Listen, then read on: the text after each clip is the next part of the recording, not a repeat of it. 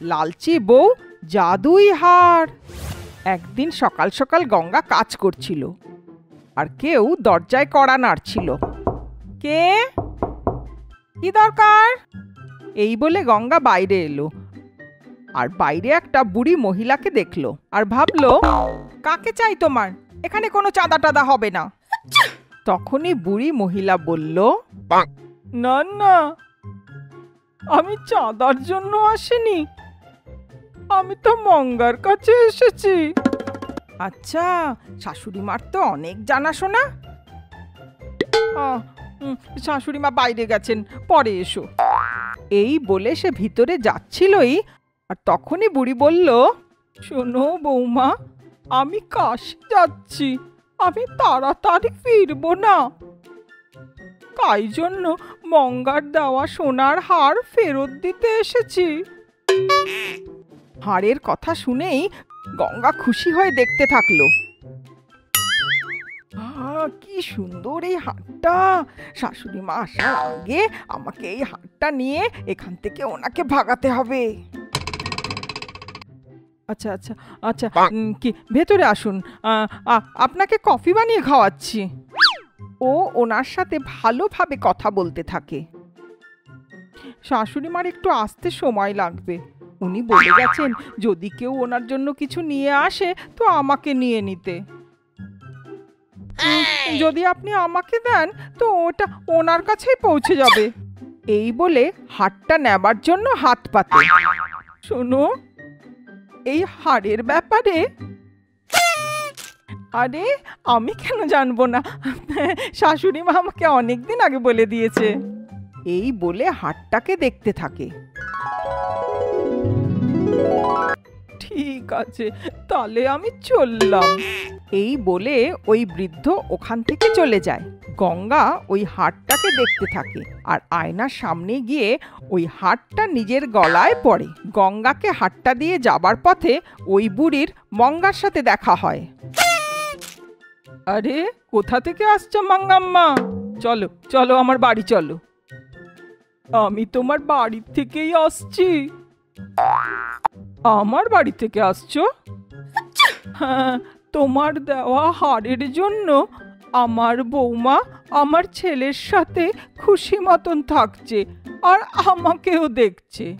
এর এখন আর কোনো কাজ নেই, তাই ওটা তোমাকে ফেরত দিতে এসেছিলাম। তুমি ছিলে না তো, তাই তোমার বৌমাকে দিয়ে এসেছি।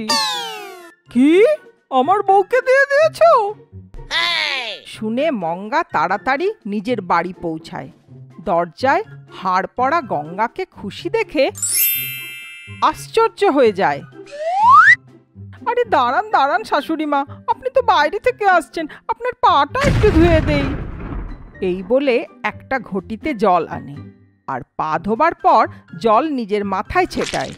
শোনো, ওই হাড়টা আমাকে দাও।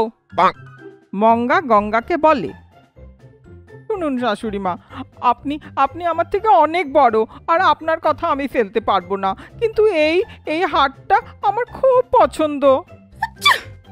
ও খুব ভদ্রভাবে কথা বলে।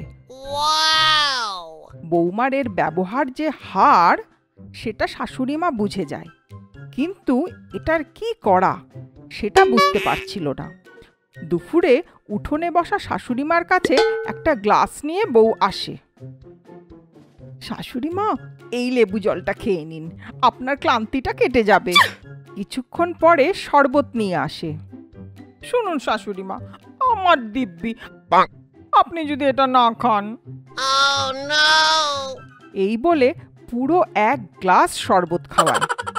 কিছুক্ষণ পরে বড় একটা গ্লাসে কফি নিয়ে আসে। শাশুড়ি মা, আপনার সময় মতন কফিটা না খেলে মাথা ধরে যাবে তো, কফিটা খান বলে গরম গরম কফি খাওয়ায়। বৌমার ভালোবাসায় শাশুড়ি আশ্চর্য হয়ে যায়। বস বস, আমার দ্বারা আর হবে না, সকাল থেকে 5 লিটার জল খাইয়ে দিয়েছিস তুই। এই বলে বাথরুমে পালায়। ফেরত এসে দেখে বৌমা দুটো ডাব নিয়ে দাঁড়িয়েছিল। বাস বাথরুমে গিয়ে লুকিয়ে পড়ে। দুপুর বেলায় খাবার দেবার সময় বৌমা বলে, শাশুড়ি মা, আপনার প্রিয় ডাল বানিয়েছি ঘি দিয়ে, নিন নিন না। এই বলে অনেক বেশি খাবার দিয়ে দেয়। খাবার খেয়ে গঙ্গার অবস্থা খুব খারাপ হয়ে যায়। উফ, যেভাবেই হোক ওই হারটা ওর গলার থেকে আজ নিতেই হবে। ওর ভালোবাসা আমার আর সহ্য হচ্ছে না। এই বলে এদিক ওদিক হাঁটতে থাকে। সন্ধেবেলায় বৌমার ভালোবাসা আর সম্মানে শাশুড়িকে আরো অবাক করে দেয়। রাতে যখন চোখ খোলে তখন শাশুড়ি মার পায়ের কাছে শুয়ে থাকা বৌমাকে দেখতে পায়। মঙ্গা চুপচাপ কোনো শব্দ না করে চলতে থাকে, কিন্তু পা পিছলে পড়তেই যাচ্ছিল কি আমার আমার পায়ে কে তেল লাগিয়েছে বলে আওয়াজ করে। আওয়াজ শুনে গঙ্গা উঠে পড়ে। শাশুড়ি মা, আপনার শোবার পর আপনার পা ব্যথার জন্য আমি তেল লাগিয়ে দিয়েছিলাম। তখনই মঙ্গা পড়ে যেতে থাকে আর সাথে সাথে গলার হাড়টা টেনে ধরে, আর হাড়টা ছিঁড়ে যায় আর কোমরটাও ভেঙে যায়। পরের দিন ভাঙা কোমর নিয়ে বিছানায় মঙ্গা শুয়ে থাকে। কোমর ভেঙেছে তো তাতে কি, ওর গলার থেকে হাড়টা তো নিতে পেরেছি। তখনই এক গ্লাস জুস নিয়ে বৌমা আসে। শুনুন শাশুড়ি মা, আপনার যদি জুস চাই তাহলে শ্বশুর মশাইকে গিয়ে বলুন, উনি অনেক ভালো বার করে বলে জুস খেতে থাকে। তখনই শাশুড়ি মা বলে, ভালোই হলো, এই হাড় ওর গলার থেকে খুলে গেল। এখন জীবনে কোনো দিনও ওই হাড়টা ওকে দেব না।